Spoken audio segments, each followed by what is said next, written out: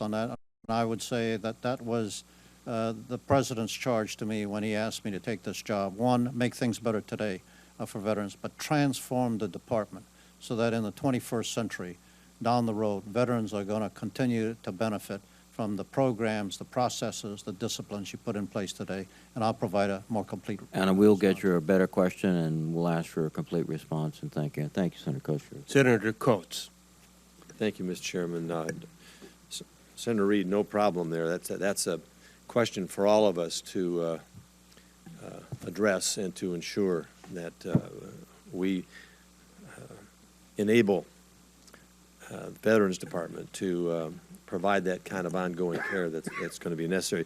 General Shinseki, I say General Shinseki, I say that because I want to commend you for your time of service in uniform and the leadership that you provided. I thought it was exceptional, and I thank you for that, and I thank you for continuing now in a different uniform, but still looking out for our soldiers and sailors and airmen and Marines in the way that you have and the kind of leadership you're bringing to the Department of Veterans Affairs. So thank you very much for that.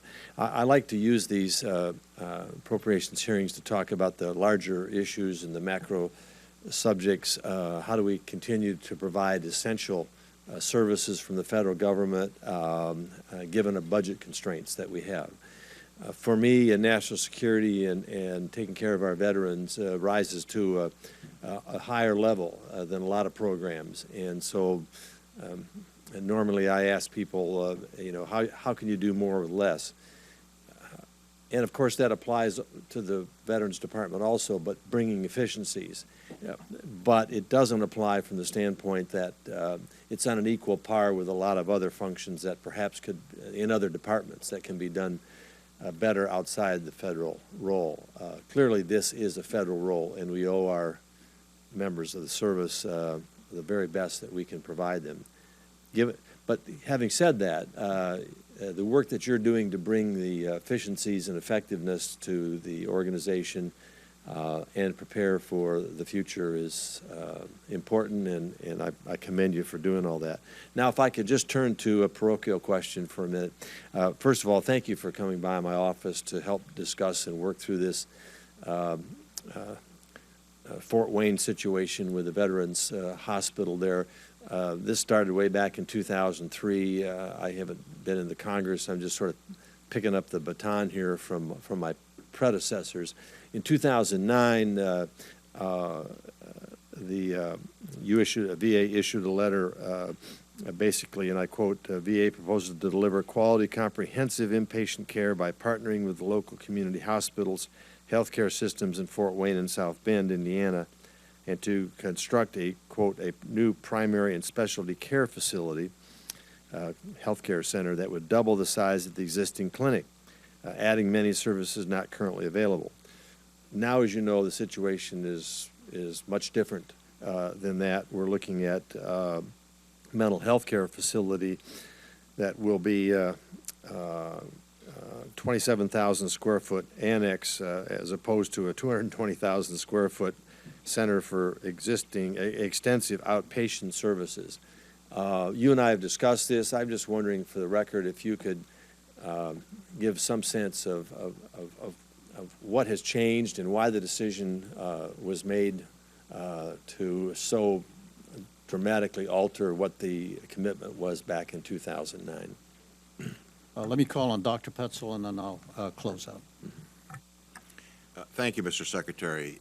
Senator Coates, you described it accurately in terms of what has happened. There was a proposal for a healthcare center, an HCC, that was reevaluated, and based upon that reevaluation, it was decided that the better alternative would be to renovate some of the space that was in the Fort Wayne campus, to use some of the facilities in the community, and to build a new 27,000 square foot mental health facility. That was based upon the evaluation of the demographics, where people went for care, how many veterans there were in the area. You rest assured that we are committed in Fort Wayne, as well as across the country, for providing the care that veterans in that community needed and need. That will be done with a robust ambulatory care center. That will be done by using some of the facilities that exist now and buying those again in the community that we need to. But our commitment is to provide the same level, if not a better level of care to the residents that use the Fort Wayne facility now. Senator, just to close out, I think we're planning on this summer going to solicitation, and then early in 2013, February timeframe, spring timeframe, to have a lease award with a delivery of an outpatient clinic of significant capability in the 2014 timeframe. Well, I thank you for that, and I want you to know I'm more than willing to work with you to help achieve the goals. There are budget constraints that have caused decisions to be made elsewhere, but I think what we want to make sure is that we give those veterans every full measure of service that they need, and to the extent we can work together to do that, I want to continue to do so. And then just real quickly, in my remaining time, the homeless housing program that's underway there, could you just give me a little bit of update in terms of where VA stands with that project? That I've heard from several who have submitted bids and they haven't heard back. I'm just curious as to where we are in that review process and what the timetable might be for that.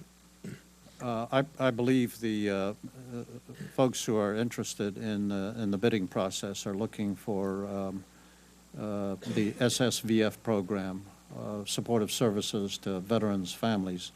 That is in the process now. The bids are being received. We will probably go to a decision this summer and announce prior to the start of the next fiscal year where the grants were assigned. We have put about $100 million on the table for what I call our partners, about 600 of them throughout the various communities who are doing the frontline work of engaging the homeless, including homeless veterans, and finding shelter, bringing them to our attention as we work on this program. So the bids are being received, and then we'll go through a scoring process sometime before the end of the summer. Okay, thank you. My time's expired. Thanks, Mr. Chairman. Senator Lendo. Thank you, Mr. Chairman, and General Shinseki, welcome. And I'm sorry I couldn't be here earlier. I had several